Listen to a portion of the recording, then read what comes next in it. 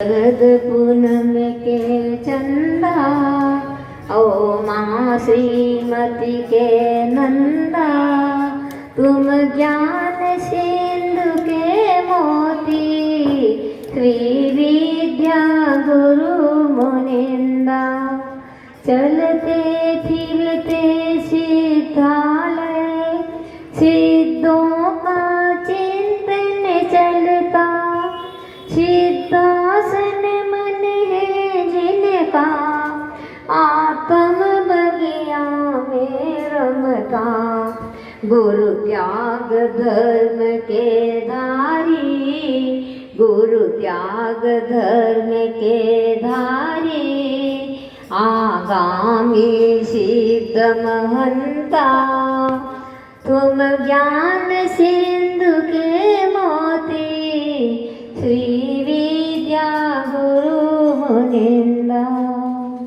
पंच परमेष्ठी भगवान की, अनंत आनंद परमेष्ठी भगवंतों की, अनंतोपकारी आचार्य परमेष्ठी भगवान गुरुदेव विद्यासागर जी महाराज की, निर्यापक ऋषि समय सागर जी, योग सागर जी, नियम सागर जी, सुधा सागर जी महाराज की, 3 कम 9 करोड़ मुनि महाराजों की, पूज्य आर्यका अनंतमती माता जी की, उत्तम त्याग धर्म की, 10 लक्षण महापर्व की,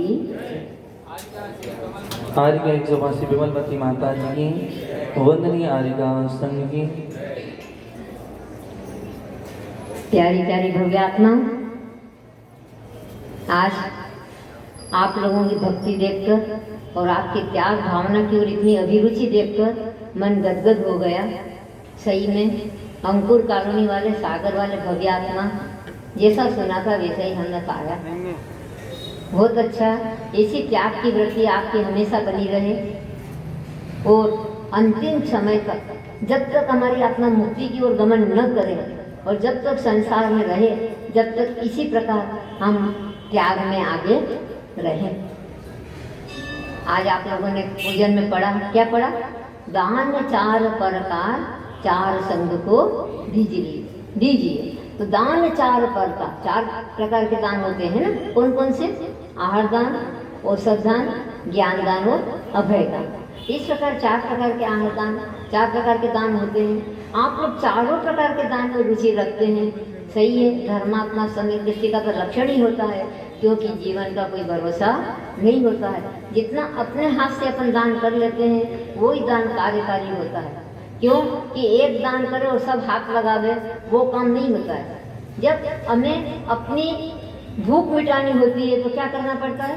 स्वयं को ही भोजन करना पड़ता है, जब भी हमारी भूख मिटती है। इसी प्रकार दान भी अपने ही हाथों से अपन करेंगे तो वही हमारे लिए परंपरा से मुक्ति का कारण बनेगा। एक राजन, पूरे गांव में हलचल मची है। राजा की सवारी जा रही है और राजा की सवारी कहाँ पर जा रही है? राजन की सवारी हाथी के ऊपर जा रही है। हाथी के ऊपर सवारी जाते जाते आधा 1 किलोमीटर हुआ और उनकी सवारी घोड़े पर बैठ गए और घोड़े पर जाने के बाद फिर उतरे तो पालकी में बैठ गए। पालकी में उनकी सवारी जाने लगी और अंत में जब पालकी में जाने के बाद अपने घर आया तो घर में जब पलंग के ऊपर शयन किया, रत्नों के पलंग के ऊपर, तो कितने सारे आजू बाजू में सेवक उनके हाथ पांव वगैरह दबाने लगे, मतलब उनकी वैयावृत्ति करने लगे। इस प्रकार का दृश्य देख करके बहुत आश्चर्य हुआ सबको। तो एक सखी दूसरी सखी से पूछती है, 2 सखी थी और 2 सखी आपस में ये सब दृश्य देख रही थी, पूरे लोग देख रहे थे, वो भी देख रही थी। उनको जिज्ञासा हुई उत्पन्न आपस में। तो एक सखी दूसरी सखी को देखकर पूछती है, प्रश्न करती है, प्रति प्रश्न करती है, प्रश्न करके फिर उत्तर कि हे सखी, ये तो बताओ, मुझे तो बड़ा आश्चर्य लग रहा है। सखी कहती, क्या बात है? समझते सखी मतलब सहेली है ना। सखी बोलते हैं, सहेली को नहीं बोलते। अब तो आजकल इंग्लिश का जमाना है, ये तो हिंदी का जमाना में सखी। तो उस समय वो एक सखी दूसरी सखी से बोलती है, ध्यान से सुनिएगा। हाथी चढ़ घोड़े चढ़े, हाथी चढ़ घोड़े चढ़े, देठ पाल की मान, कब के थाके हे सखी, अभी दबावे पाँव। मुझे समझ में नहीं आता बहन कि ये राजन जी की सवारी निकली है। सबसे पहले तो हाथी के ऊपर चढ़े, हाथी के ऊपर बैठ के ठाठ से जा रहे थे, और हाथी पे से उतरे तो जमीन में तो पाँव रखा नहीं, घोड़े पर चढ़ गए, और घोड़े पर सवारी जब पूरी हुई तो वो पालकी में बैठ गए, और पालकी से मतलब पालकी बिल्कुल महल के सामने आके खड़ी हुई, और पालकी से उतरे तो अपने महल में आकर रत्नों के पलंग पर शयन करने लगे, और सभी उनके चरणों की भैयावृत्ति करने लगे, हाथ पांव दबाने लगे। तो खूब थक चुके, जो खूब थक जाते हैं जब हाथ पांव दबाने की आवश्यकता होती। तो ये सकी मुझे ये समझ में नहीं आता कि इन राजन ने ऐसा कौन सा कार्य किया है कि जिनके हाथ पांव थक गए हैं और सभी उनकी सेवा भैयावृत्ति करने लगे हैं। दूसरी सखी भी बहुत होशियार थी, उसने कहा अरे सखी तुम्हें ये भी नहीं मालूम, तुम स्वाध्याय करा करो, स्वाध्याय करोगी तो ये सब रहस्य समझ में आ जाएगा। ये जो राजन है ना, इसके पूर्वकृत पुण्य का उदय है, साथ ही साथ पुण्य लेकर आए। जब तो आज पूरे राज्य में राज्य कर रहे हैं सिंहासन पर बैठकर, और ये प्रजा चू चपट नहीं कर सकती। कितना बढ़िया राज्य चल रहा, प्रजा भी कितनी खुश है कि हमारे राजा इतने अच्छे धर्मात्मा हमें मिले। ये इतने अच्छे धर्मात्मा राजा है, राज्य कर रहे हैं अपने सामने। ये पूर्वकृत बहुत सारा पुण्य लेकर आए हैं, साथ ही से पुण्य। तो वो ऋषि सखी उनको उत्तर देती, क्या उत्तर देती है? भूसूतो भूको मरे, भूसूतो भूको मरो। और क्या किया? भूसूतो भूको मरो,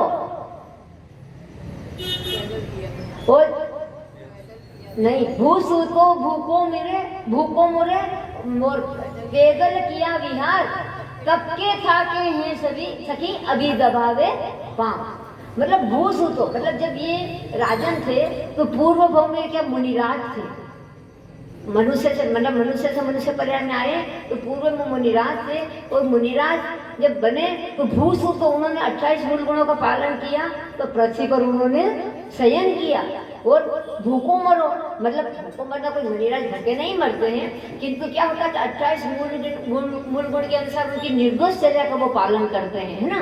तो कभी अंतराय आ गया, कभी उपवास, कभी केशलोच, तो उपवास तो होते ही रहते हैं। तो उनके मतलब सांसारिक की दृष्टि से भूखो मरना ही हो एक प्रकार के, कम से कम पेट भर के उनको भोजन भी अच्छे से नहीं मिल पाता है, कर्म का उदय होता है तो अंतराय वगैरह होते रहते हैं। तो भूसु तो मतलब है जमीन पे शयन किया और अंतराय वगैरह पालन किया, तो अच्छे से आहार भी नहीं हो पाया।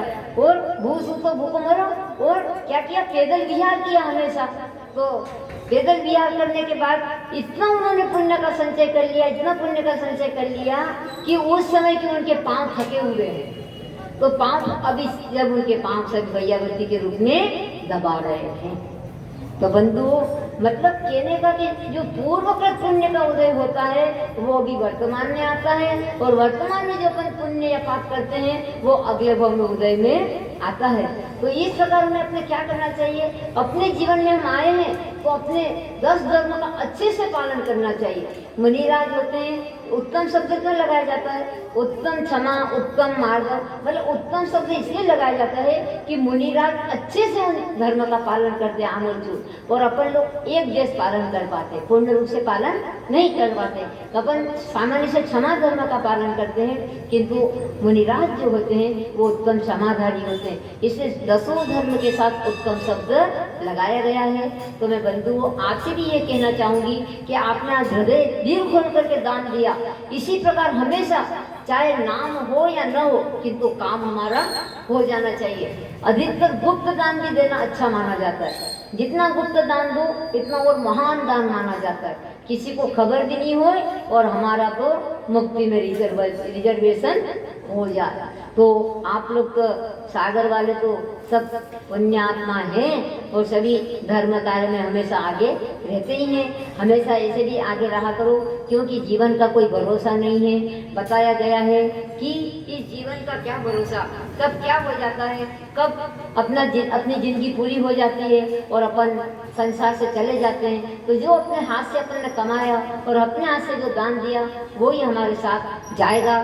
तो जिंदगी भर का कमाया साथ में क्या जाएगा, जिंदगी भर का कमाया साथ में क्या जाएगा, यह सुअवसर खो दिया तो अंत में पछताएगा।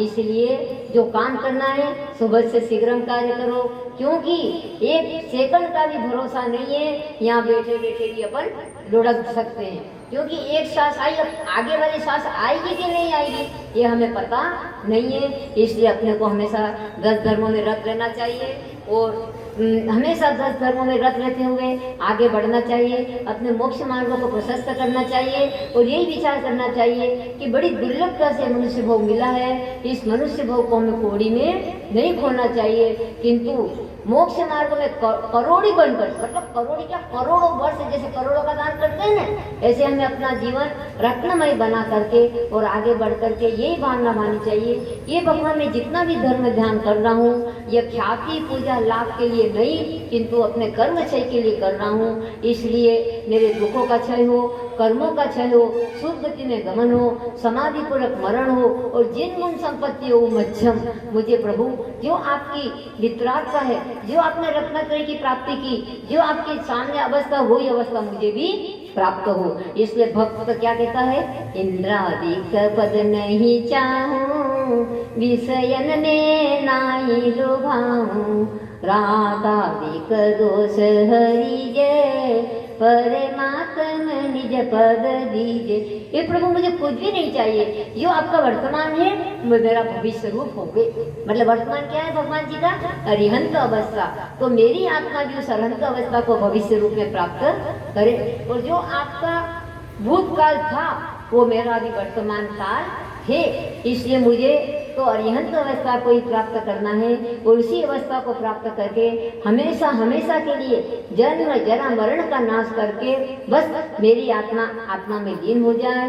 बस इसी भावना से बोलो उत्तम त्याग धर्म की, आचार्य विद्यासागर जी महाराज की, पूज्य हरि अनंतमती माता की। श्री जी के चरणों में हम झुका रहे अपना माथा, जिनके जीवन की हर चर्या बन पड़ी स्वयं नवदाता। जय नागम का वह सुधा कलश जो बिखराते हैं गली गली, जिनके दर्शन को पा करके खिलती मुरझाई हृदय कली। भावों की निर्मल सरिता में अवगाहन करने आया हूँ, सबका सारा दुख दर्द हरो यही अर्घ भेंट में लाया हूँ। हे तपो मूर्ति है आराधक, हे योगीश्वर है महासन, ये अरुण कामना देख सके युग युग तक आगामी वसन। ओम ह्रूम आचार्य परमेश्वर जी भगवान गुरुदेव विद्यासागर महाराज जी साक्षात संशय जबलपुर में विराजमान है। 2.5 दिन में 3 कम 9 करोड़ महाराज जहाँ जहाँ विराजमान के चरणों में मन चकाए से बारंबार नमस्कार हो। महार्गम निर्वाण या